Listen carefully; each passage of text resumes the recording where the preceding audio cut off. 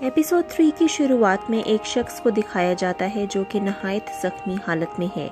اس کے جسم پہ بھیڑیے کے نوچنے کے نشان ہیں، مگر یہ شخص کہتا ہے کہ اس پر حملہ کرنے والا کوئی بھیڑیا نہ تھا، اور یہ لوگوں کو بتاتا ہے کہ اس پہ حملہ کرنے والا کوئی راکشس، کوئی مونسٹر تھا۔ وہ لوگوں کو بتاتا ہے کہ اس کی ماں اس کو ایسے مونسٹرز کی کہانیاں سنایا کرتی تھی، جس میں وہ اس کو بتاتی تھی کہ ایسے مونسٹرز تب پیدا ہوتے ہیں جب کسی پریگننٹ لڑکی پر قرض کر دیا جائے اور وہ اپنے وقت سے پہلے مر جائے، تو پورے چاند کی رات کو اس کا بچہ زندہ ہو جاتا ہے، اور جب وہ بچہ پوری طرح سے ڈیویلپ ہو جاتا ہے تو وہ قبر پھاڑ کر باہر آ جاتا ہے۔ ٹیمیریا کی سلطنت میں اس ناگہانی آفت کا شکار یہ کوئی پہلا شخص نہ تھا، بلکہ اور بھی کافی لوگ اس طرح سے مر چکے تھے۔ یہ واقعہ 1243 میں پیش آتا ہے، اور جب گیرلٹ کو اس واقعے کی خبر ملتی ہے تو وہ ٹیمیریا کی سلطنت کی طرف چل پڑتا ہے۔ ٹیمیریا سلطنت کے بادشاہ کی مشیر خاص، جو کہ ایک جادوگرنی بھی ہے، وہ گیرلٹ کے اس کام میں اس کی مدد کرتی ہے۔ گیرلٹ ٹریس کو بتاتا ہے کہ لوگوں پر حملہ کرنے والا راکشس یا مونسٹر ایک سٹریگا ہے۔ گیرلٹ اس بات کی بھی تصدیق کرتا ہے کہ سٹریگا کی پیدائش کی وجہ وہ قرض ہوتا ہے جو اس کی ماں پر کیا جاتا ہے۔ گیرلٹ یہ بھی انکشاف کرتا ہے کہ اس کا پورا یقین ہے کہ یہ سٹریگا ٹیمیریا کی شہزادی پرنسس ایڈا کی بیٹی ہے، جو کہ اب مر چکی ہے۔ یہ جادوگرنی ٹریس اسے ٹیمیریا کے بادشاہ کے پاس لے جاتی ہے تاکہ اس حقیقت سے وہ بادشاہ کو آگاہ کر سکے۔ بادشاہ سے مل کے گیرلٹ کو اندازہ ہوتا ہے کہ سٹریگا کا حقیقی باپ کنگ فولٹسٹ یعنی کہ ٹیمیریا کا بادشاہ خود ہی ہے۔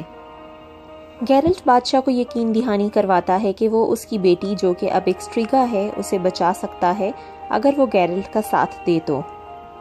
تحقیقات کے بعد گیرلٹ کو اس چیز کا بھی پتہ چلتا ہے کہ شہزادی پر قرض کرنے والا بادشاہ کا اپنا وزیر اوسٹرٹ تھا، جس کو شہزادی پسند تھی، لیکن جب اس کو بادشاہ اور شہزادی کے افیئر کا پتہ چلا تو اس نے شہزادی کے اوپر قرض کر دیا، جس کی وجہ سے شہزادی مر گئی۔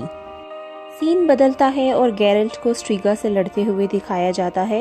گیرلٹ کے پلان کے مطابق اسے سٹریگا کو اس کی قبر سے باہر رکھنا ہے صبح ہونے تک، کیونکہ صبح ہوتے ہی سٹریگا کے اوپر کیا گیا قرض ٹوٹ جائے گا اور وہ واپس اپنی اصلی حالت میں آ جائے گی۔ سٹریگا اور گیرلٹ کے درمیان ہونے والی لڑائی دکھائی جاتی ہے، اور آخر کار گیرلٹ اس لڑائی میں سفلتا حاصل کرتا ہے۔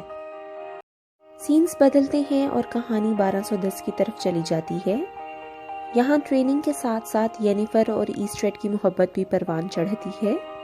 ٹیسایا ینیفر سے وعدہ کرتی ہے کہ وہ گریجویشن سے پہلے اس کو ایک خوبصورت لڑکی میں تبدیل کر دے گی، کیونکہ گریجویشن کے بعد تمام نئے جادوگروں کو ان کی سلطنتیں اسائن کر دی جائیں گی۔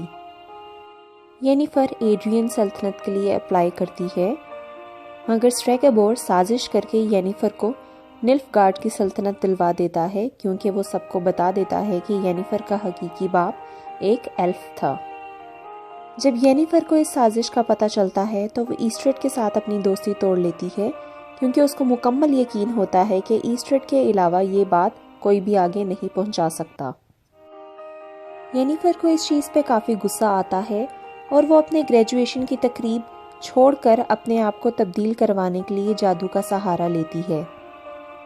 اس تبدیلی کو حاصل کرنے کے لیے ینیفر کو اپنے ماں بننے کی صلاحیتوں کی قربانی دینی پڑتی ہے، مگر ینیفر لوگوں کی نفرتوں سے تنگ آ چکی ہوتی ہے اور وہ ہر قیمت چکانے کے لیے تیار ہوتی ہے۔